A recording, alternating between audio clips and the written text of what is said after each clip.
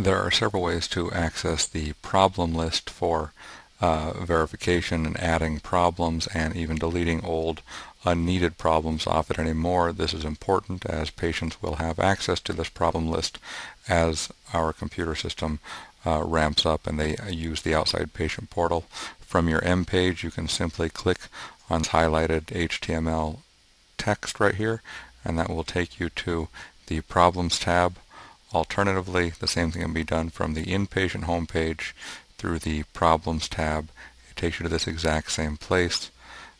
Another way to access this is simply using the Problems tab itself. Everybody's table of content is a little bit different. Mine is somewhat confusing, but we should all probably have the Diagnosis and Problems button that can be clicked on, and this takes you to this screen. The problem list is important as a way for patients to know what problems they have listed. It will be updated on a statewide basis over the next year, and patients will have access to this, and they will want it kept updated. This is considered generally probably more of a physician workflow. It is possibly something a nurse could do as well. It's actually quite simple. To add a problem, you go to the problems, you click add, you type in the problem that you're interested in. If you have declarations and you know how to spell that, you can simply type in a real-world search term.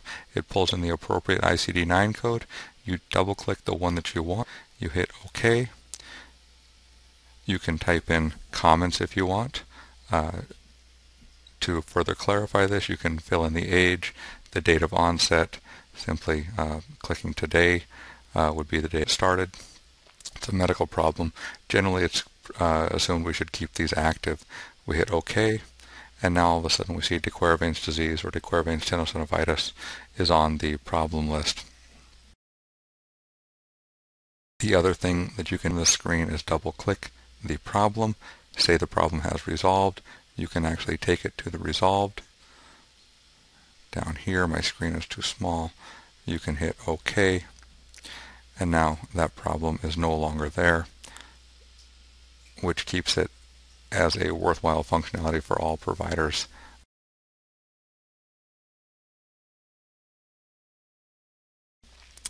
Now, this is a much more powerful tool. If you use Power Notes and if you bill on the inpatient side or even do outpatient CPOE, it's important to have problems being addressed this visit. These are considered diagnoses.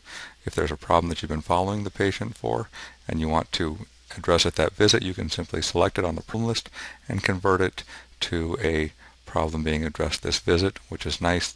You can also add problems to that in other ways if there's new diagnoses that you're adding or new problems that you're adding. The other thing that's quite nice about this is there are some advanced features. You can select a topic, you can right-click, and you can do a Medline search if you so choose, and this will actually pull up a browser window. You can add other wording in here to find out what you would like to look for, and it will pull up a PubMed search.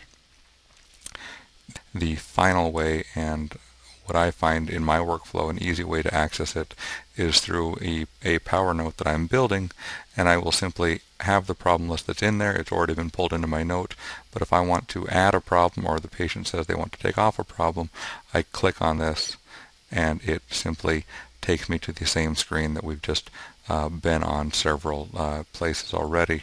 I'll close out of that right there and we'll access it from this way. This is probably almost the average way that almost everyone will be doing it unless you're using Power Notes. A final way to quickly add a problem to the problem list is through a Power Note if you're using Star2G Power Notes. And I have a multiple sclerosis Power Note and the patient suffers from a pneumonia.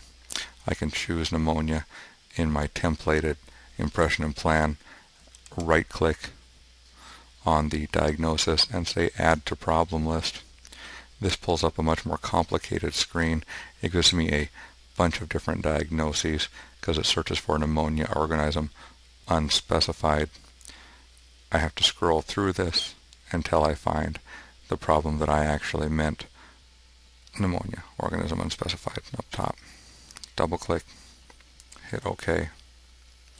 And now we go back to the problem list, and we can see pneumonia should be on it right there, and that has kept it quite up to date. I hope this has helped with adding and modifying problem lists.